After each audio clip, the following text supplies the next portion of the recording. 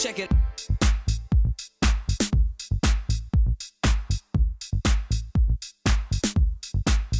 Déshabillez-moi. Bonjour à toutes et à tous, et bien comme chaque samedi, comme chaque dimanche, bienvenue dans Déshabillez-moi, tout de suite au sommaire en images. Au programme cette semaine, rencontre avec Laurence Genevet qui va nous parler de son magazine Mode et Luxe, à savoir Monaco Madame. Le catwalk de Kay et Maryse en Brabant Wallon. Direction Galerie Hainaut. Valérie va nous parler ce jour d'une pièce maîtresse, mais surtout que porter avec cet accessoire pour être looké.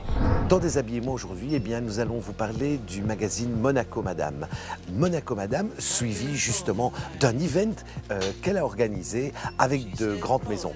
Allez, c'est parti, rendez-vous là-bas.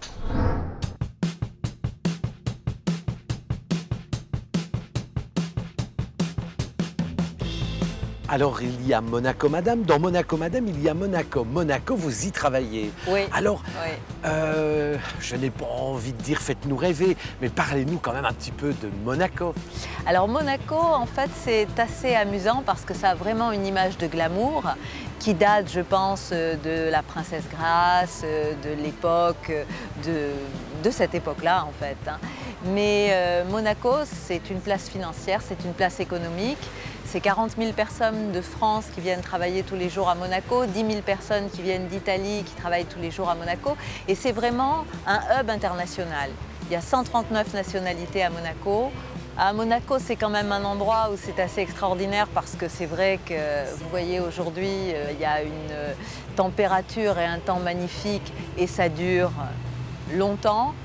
On est à proximité des stations de ski, on a la mer à nos pieds et puis la chance de rencontrer facilement des gens qui sont très intéressants parce que ce sont, je pense que c'est vraiment un siège du multiculturalisme. Vous rencontrez des gens de toute nationalité qui y travaillent, qui y habitent et ça donne une émulation positive dans cette ville, dans cette cité-État, vraiment. Je vous sens amoureuse de Monaco, donc l'envie et la passion de créer un magazine qui lui est dédié.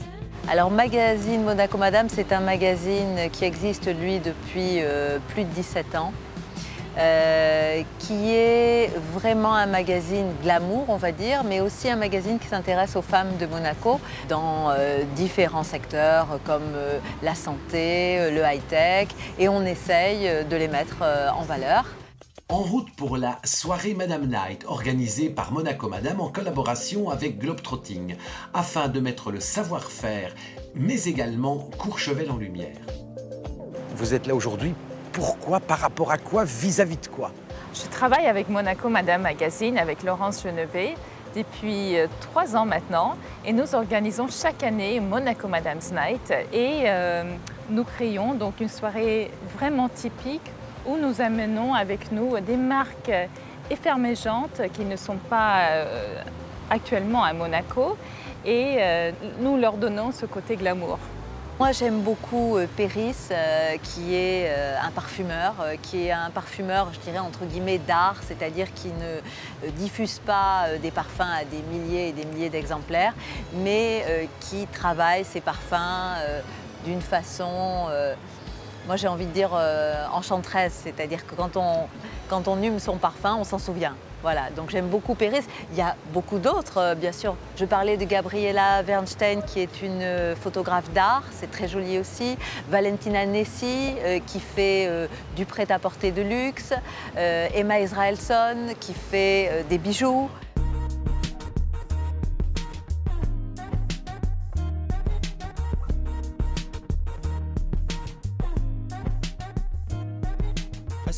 Alors Laurence, pour vous, quelle est la définition du luxe?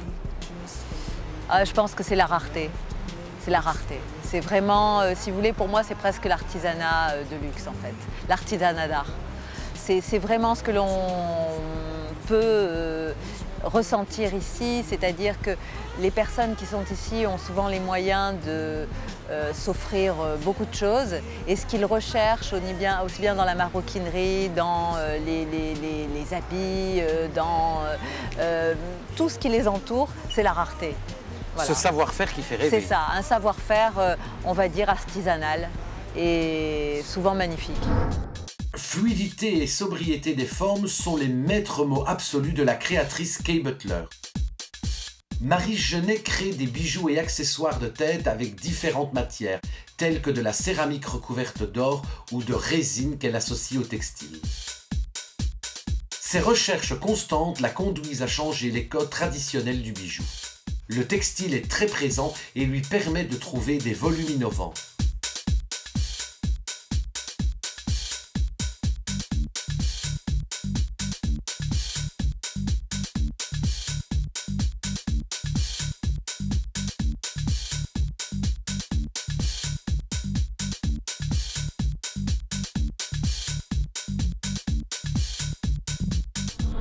Eh bien, comme chaque semaine, notre rendez-vous incontournable avec Valérie, notre conseillère en images chez Galeria Hinault. Et aujourd'hui, on va vous parler d'une pièce maîtresse qu'est le sac en bandoulière.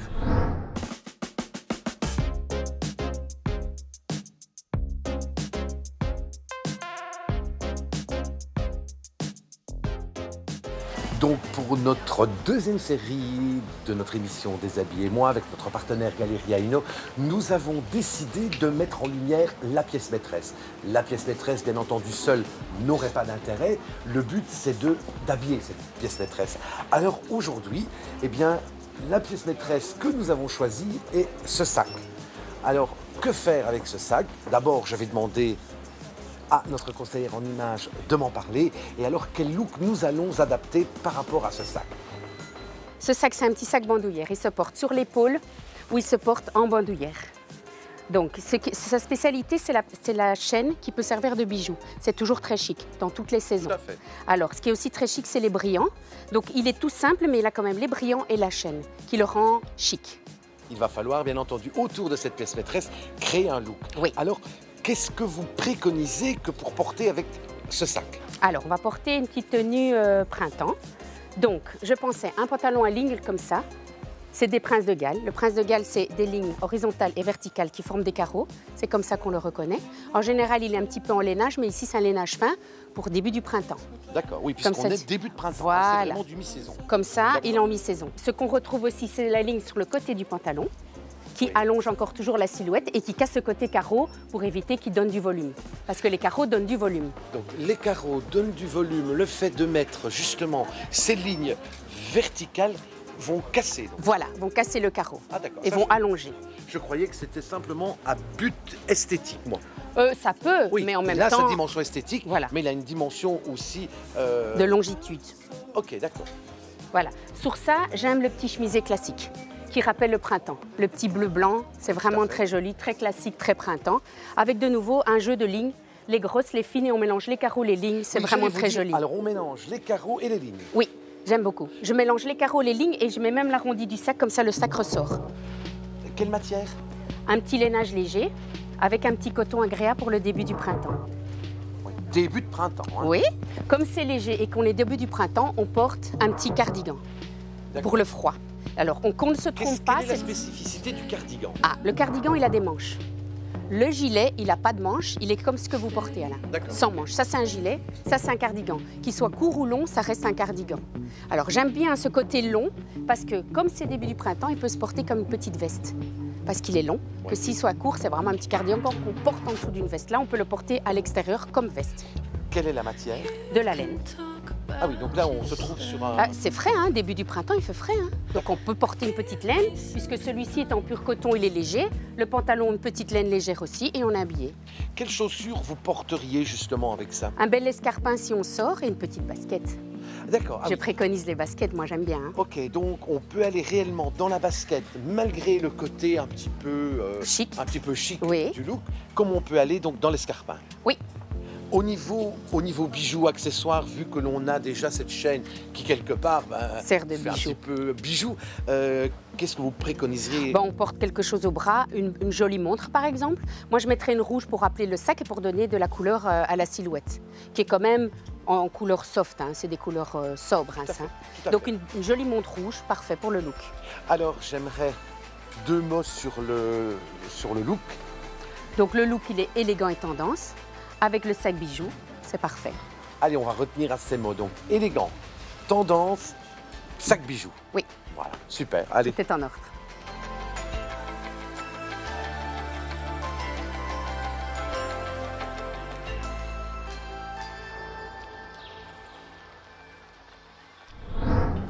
retour à Monaco pour découvrir ensemble la suite de ce chouette reportage.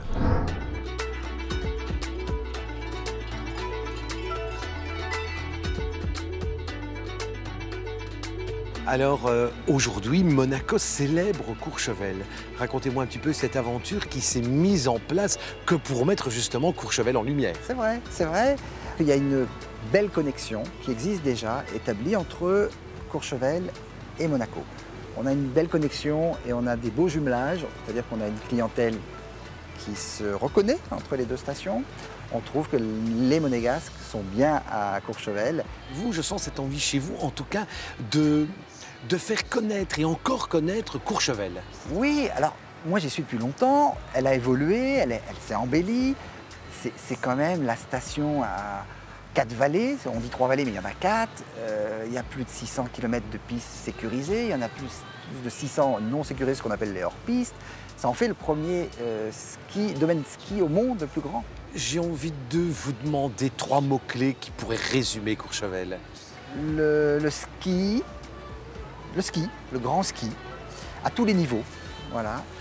La gastronomie et le spa, les services du spa, le spa et les services.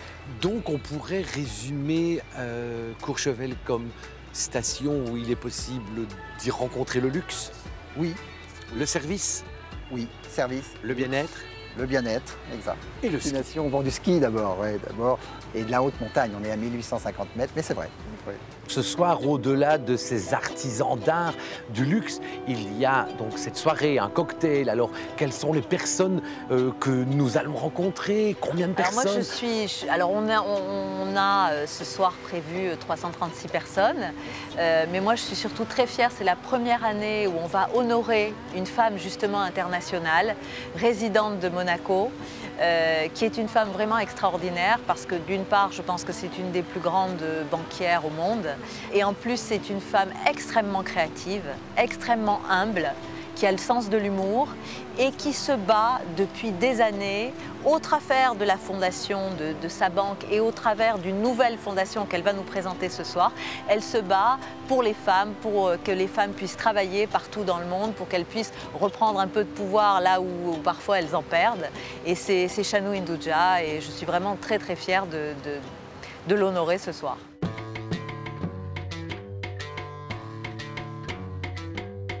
Chanou va en quelques mots nous expliquer l'utilité de sa fondation. What we've concentrated is on a concept which my grandfather believed in, which is health and education is a must for every human being.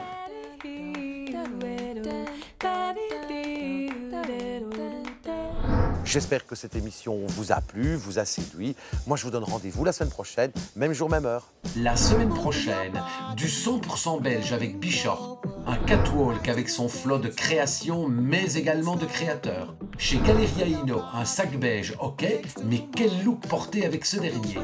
Bayer, une histoire d'homme et de barbe.